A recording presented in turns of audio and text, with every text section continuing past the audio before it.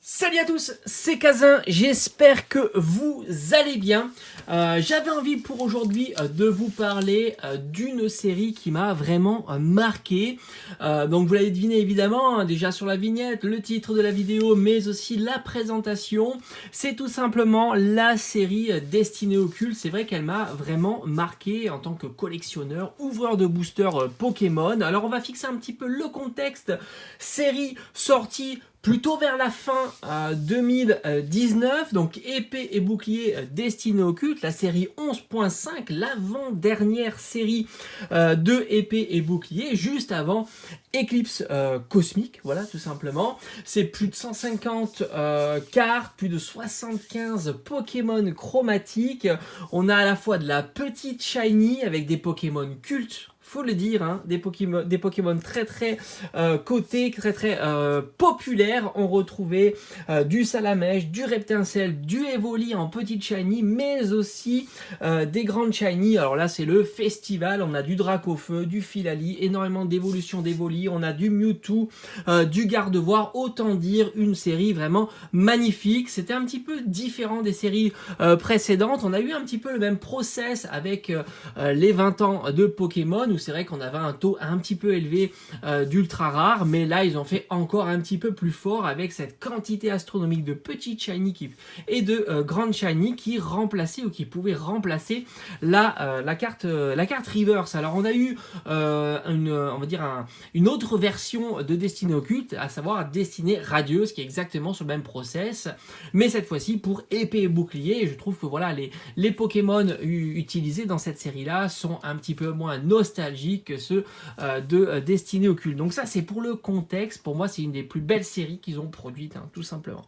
Alors, que vaut maintenant du Destinée Occulte à l'heure actuelle? Alors, il faut savoir qu'il y a eu du reprint en début de l'année dernière, vers janvier-février, et aussi en fin de l'année 2020, où on pouvait trouver de la Pokébox. Ils ont même d'ailleurs changé le support plastique avec un support carton, hein, pour tenir les boosters. Donc il y a eu de la Pokébox qui ont été reprintés. Et on a eu aussi l'ETB, c'est là où j'ai réussi à me procurer cette ETB. J'avais pas réussi lors de la série précédente. En fait, j'avais gardé une seule ETB en scellé, j'avais eu comme cadeau de Noël, mais sinon, moi de mon côté, j'avais pas réussi à trouver ces items-là. Donc reprint il n'y a pas très longtemps, 2021. Et maintenant, alors, que vaut cette série? Alors déjà, on va commencer par les boosters. Moi, franchement, les boosters, j'en suis fan. Bon, là, il me manque l'illustration de Mewtwo. Mais je trouve que vraiment, les illustrations de cette série-là sont juste incroyables. Et à l'heure actuelle, un booster scellé. Alors, ça dépend évidemment le Pokémon qu'il y a dessus. Dracofeu étant un peu plus recherché que les autres. Mais ça aussi, entre 10 et 20 euros. Fourchette assez large. Je vais vous donner vraiment une fourchette plutôt large, parce qu'on peut essayer de faire des bonnes affaires vers les 10 euros et après le prix standard entre 15 et 20 euros. Donc ça fixe un petit peu la base des items. Alors j'ai parlé évidemment que des items en scellé au travers de cette vidéo là. Pourquoi pas vous faire une prochaine vidéo que vaut la série Destinée Occulte, un petit peu comme j'ai fait de la série Génération ou XY Evolution. D'ailleurs XY Evolution, une petite parenthèse, c'est une superbe série, je vous mettrai le lien en fin de cette vidéo là. J'ai fait une vidéo dessus, j'adore cette série aussi. Alors, un booster, on a dit, c'est entre 10 et 20 euros, ce qui va un peu fixer la base de tous les autres items. Ils ont sorti aussi 3 Pokébox qui étaient trouvables à l'époque de partout. Franchement, je n'ai eu aucune difficulté à l'époque. On était en fin 2019. Et regardez mes vidéos, c'est là où j'ai commencé à faire énormément d'ouvertures. Et surtout sur cette série-là que j'ai surkiffé. Alors, les Pokébox étaient trouvables de partout. On pouvait même avoir une petite promo sur Carrefour. Je me rappelle, comme ils ont leur habitude de faire avec les nouvelles séries, avec une petite promo sur la carte de fidélité. À l'heure actuelle, la Pokébox la plus recherchée, évidemment, c'est la Dracofeu. Elle oscille, on va dire, autour de... Alors, c'est très large, hein, ça fluctue beaucoup, mais disons qu'entre 70 et 100, je pense que c'est le prix à peu près de base, 70 et 100 euros, à savoir qu'il y a à l'intérieur 4 boosters, voilà, c'est une quinzaine d'euros, donc ça nous fait déjà une base de 60 euros. La carte promo est un petit peu recherchée, elle est plutôt très belle, et une carte promo, on va dire en très bon état, ça va être entre 10 et 15 euros. Après, on a eu les autres Pokébox, la Raichu et la Léviator. D'ailleurs, je les ai pas en scellé, j'avais gardé à l'époque que la Dracofeu.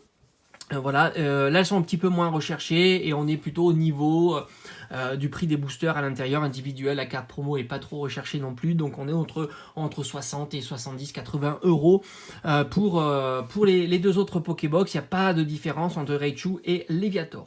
Maintenant, on continue. Alors, je vous ai pas parlé du tripack. Moi, le tripack, je l'ai même pas vu en boutique. Alors, je sais pas s'il y était. Est-ce que j'ai pas bien cherché. Tripack Mewtwo, magnifique item. Là, c'est un item qui est vraiment très recherché par les collectionneurs. C'est un bel item. J'aurais aimé l'avoir dans ma collection. On oscille entre 60 et 100 euros pour un tripack. C'est très très cher. Maintenant, on va continuer avec, comme d'habitude, l'item phare, très recherché, que ce soit pour les collectionneurs, ceux qui ouvrent les boosters. C'est un item qui est vraiment génial. C'est le TB où on retrouve les 3 oiseaux légendaires, Articodin, Sulfura et Elector. Qui ont été mis à l'honneur dans la série, évidemment. Très très belle carte promotionnelle ici, des 3 oiseaux légendaires en forme de vitrail, c'est super joli. C'est un très très bel item. Bon, le point fort de cet item, c'est tout simplement les 10 boosters à l'intérieur. La carte promo est pas ultra recherchée, je pense qu'elle doit valoir une dizaine d'euros, quelque chose comme ça.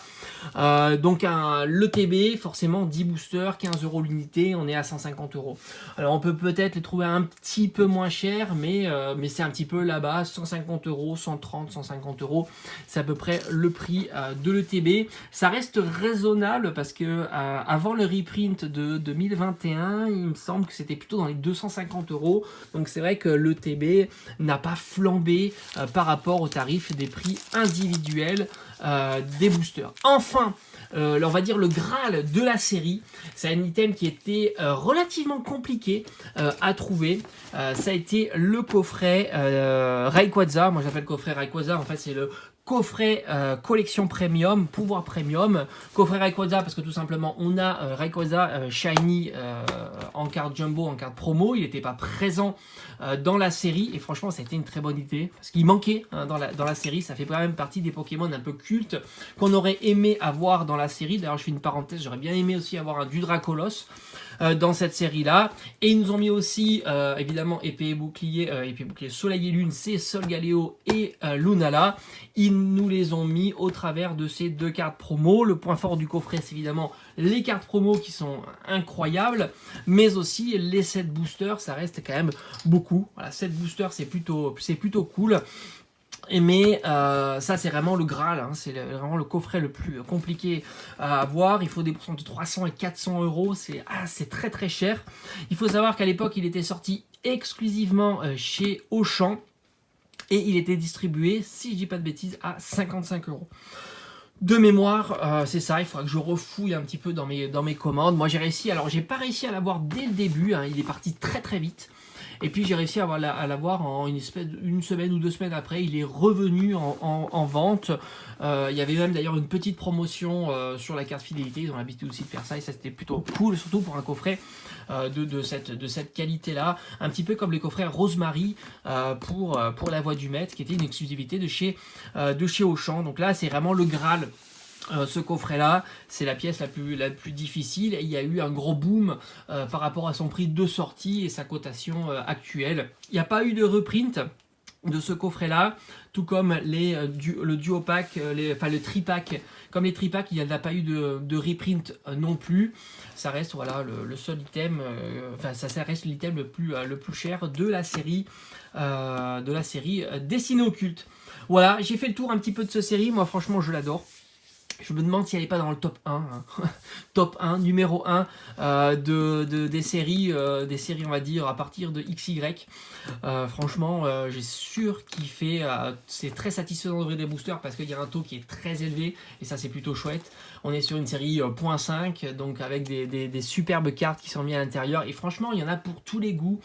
Du Dracofeu, des évolutions d'Evoli, on a du Gardevoir, on a énormément de Pokémon plutôt cultes. De la saga, hein, tout simplement. Maintenant, je pense pouvoir vous faire une vidéo, pourquoi pas, de savoir ce que vaut cette série-là, cette fois-ci, en collection. hein, tout simplement.